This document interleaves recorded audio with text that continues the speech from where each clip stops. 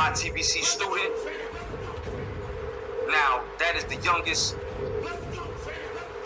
baddest uploader who has stepped foot and touched buttons on this thing and has made total sense. And I tell you something, I've seen a lot of them come and go. But YTBC student has now graduated into the midst of the masters.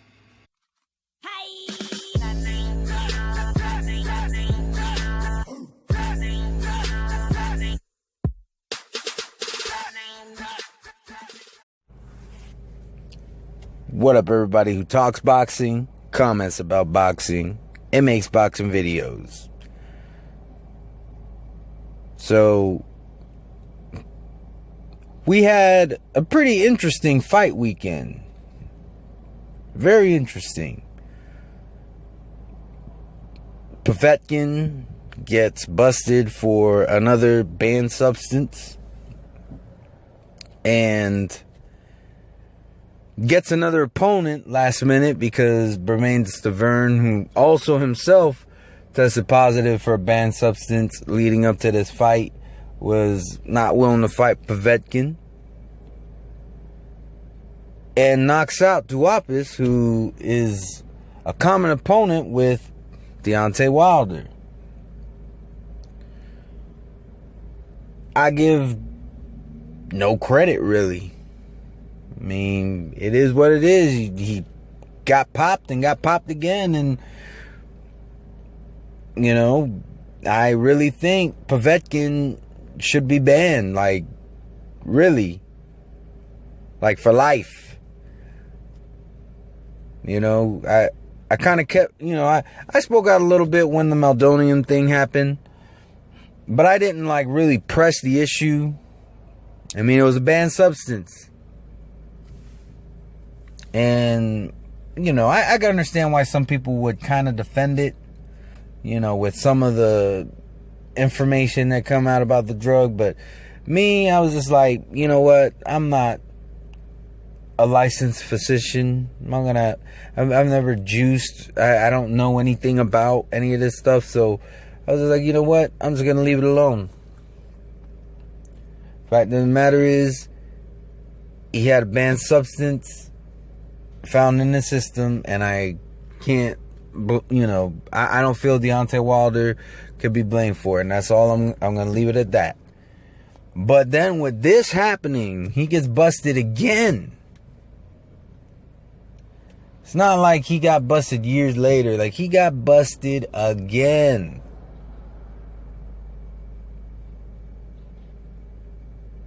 And he just, my opinion, he just needs to be banned. Just ban him for life. Let him, you know, if Russia wants to let him fight, then he can fight whoever the hell he wants to in Russia. But I don't want to support this dude at all. I mean, sorry for you Povetkin fans, but that's just the way that goes. I mean, he tested dirty again. One time, okay. I mean, it shouldn't have happened to begin with, but, you know,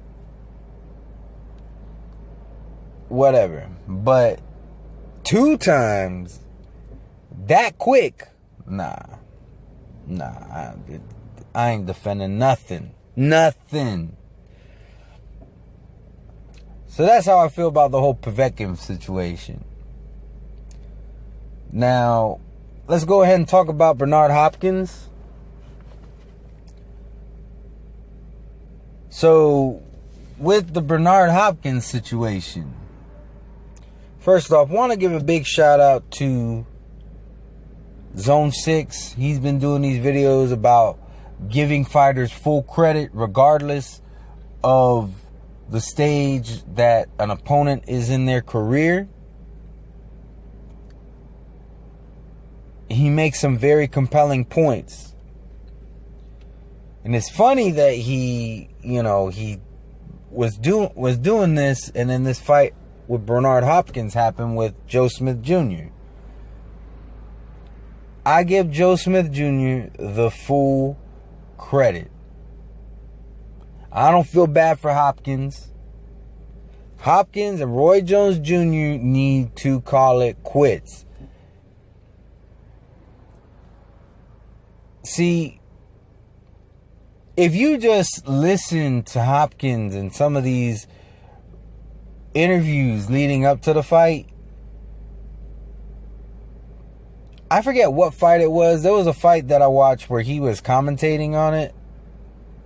And I was just like, Bernard Hopkins looks like he shouldn't be ever in the ring ever again fighting. But he kept on saying he wanted one more fight. So he gets this fight. Gets knocked out of the ring and then claims that it should be a no contest because he hurt his foot. Here's the thing. Bernard Hopkins, if he wasn't way past his prime, that would have never happened to him. And I'm not trying to take away from Joe Smith. I'm just trying to say the man had no business in the ring. Period. With nobody. But I give Joe Smith 100% credit. Because he went in there, he did his thing. He didn't shove Bernard Hopkins. That's just grimy for Bernard Hopkins to try to say that boy shoved him.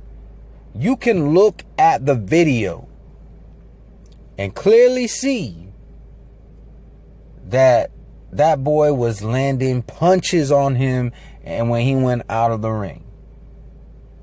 And something real fishy going on with Golden Boy, because how did any of those judges have him winning that fight?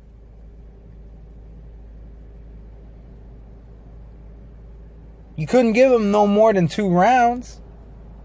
So how in the world do you, like, and this is with every Golden Boy, like, pretty much you have to knock out a Golden Boy fighter to get a fair scorecard, because these judges that Golden Boy gets, they do not judge correctly. You know, these judges that end up judging for Golden Boy fights don't know what the hell they're doing. Either they don't know what they're doing or they're being paid off. More than likely they're being paid off.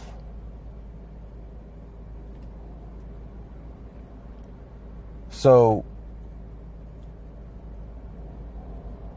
it's just crazy, like, how Bernard Hopkins tries to spin this around and try to say he was shoved and all this stuff. I'm glad they're not downgrading this to a no contest, because Joe Smith was winning. And if it would have went to the decision, he might have possibly got robbed. And Bernard Hopkins has the nerve to still try to rob that boy by saying that he was pushed. Only thing that got pushed was some gloves into Bernard Hopkins' face. Facts. So, Bernard Hopkins is an all-time great. I can't take that away from him, but it is a bit sleazy for him to try to downgrade his loss to Joe Smith. Joe Smith Jr. did what he was supposed to do, and Bernard Hopkins simply did not. Because had he done what he was supposed to do, he wouldn't have been in the ring. That's just the way I feel about that. So, I mean, I think him and Roy Jones both, I haven't heard Roy Jones say anything about doing another fight. Hopefully stays that way. But these guys, they need to know when it's time. And it's way past time for both these guys. So, I mean, it was an interesting fight weekend. That's all I gotta say. Congratulations, Joe Smith, on your victory over an all-time great. Hopefully with Joe Smith, with some of the things that he's doing, I'm really hoping that, he gets his shot at some pretty big fights. Because, I mean, the fact that he knocked Fonfara out and won in the first round, that was pretty impressive. And then a lot of people were thinking that Bernard Hopkins was going to school him, and that definitely didn't happen. So definitely looking forward to seeing more from Joe Smith Jr. And I'm ready for 2017. This is the last thing I'm going to talk about. There's really no real format for this particular video. Just had a couple things on my mind and haven't had a whole lot of time to make any videos. So I'm just going to talk about everything because I got time now, and tomorrow I may not. But next year, we got some really good fights at the beginning of the year. Like, if every fight that was scheduled from January up to March, and even count April, because we got that huge fight between Joshua and Klitschko.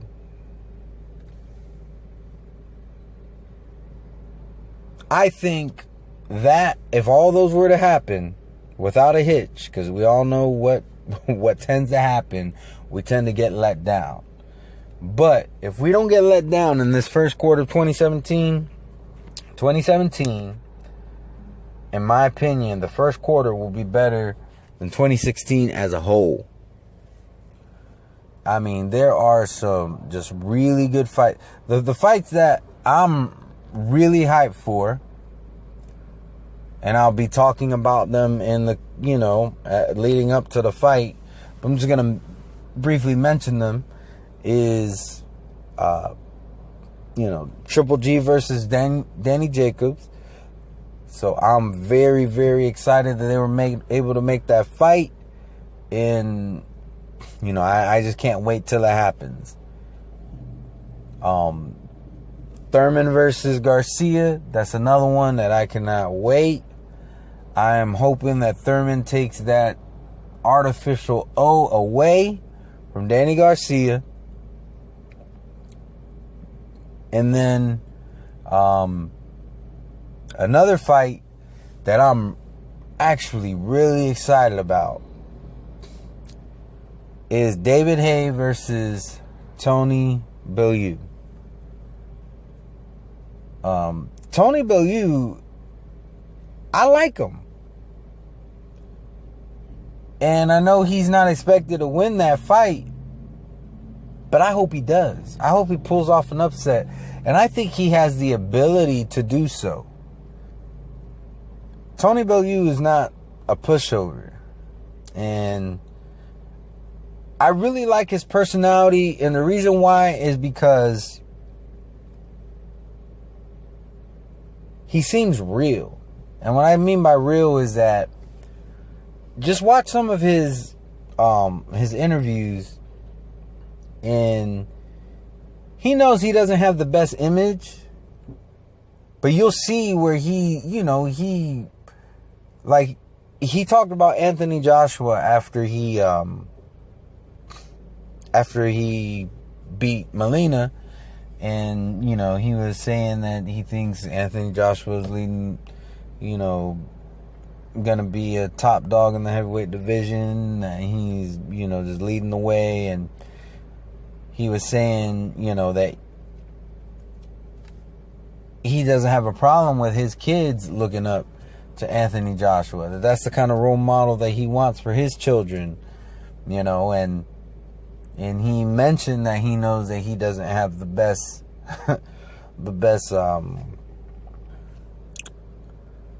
what's the word I'm looking for? He doesn't have the best image, He knows that he kind of has that bad boy image to a certain extent. And I don't know. I like Bellew's attitude. Like that real, he knows he's not a perfect person. And, he strives to be better than he was before. And that goes for his personality, but that also goes for in the ring as well. So I'm really hoping that he can pull off the upset. We'll see. But I'm really liking Tony Bellew right now. And then, of course, the Klitschko-Joshua fight. I'm ecstatic about that one. And I'm really, really hoping that, it's a success, which I'm pretty sure it will be. I mean, Anthony Joshua was able to, as far as pay-per-view is concerned, his first pay-per-view already did better than, other fighters' pay-per-views, such as like Andre Ward versus Kovalev, and I mean, he did as well as Manny Pacquiao, Pacquiao versus Vargas. So I think it'll be a success. It's, if you're not into the heavyweight division, that's cool. But for those of us who, been seeing the heavyweight division coming for the last couple years, it's exciting because it looks like it's going to really make a statement for the division as a whole. No matter who wins that fight. I mean, they're going to have it at Wembley, which they're looking to pack it somewhere between 80 to 90,000. And I'm pretty sure the pay-per-view numbers are going to be good as well. So it wouldn't surprise me if every household in the UK bought that. And trust me, plenty of households in the Ukraine are going to buy it. And plenty of us here in the United States, we will buy it. So a lot of us will. I'm not saying everybody, but I think it's going to have good numbers. I think that's going to be one of the biggest fights of the year. And we'll see. But anyways, these are just some thoughts about just many different things. To all my subscribers, anybody watching my videos, or just so happen to stumble upon this video, hope you have a wonderful and blessed day. Peace. Y'all watching YouTube videos, man? Gee, thanks. Don't forget to subscribe. Thanks. I am so authentic. I'm so authentic. They trying to figure me out, but this is not a gimmick. High hip hop. Don't act like you don't know me. We got the same mama. Don't you try to disown me. I'm just a mixed breed. Call me a day walker. Cause I walk in the sun, but at night I'm a stalker. If you looking for blood, come run in my lane. The vein never runs dry. There's plenty of it, man. I speak an ancient language. They don't understand me. It's called the truth. I break it down. They try to reprimand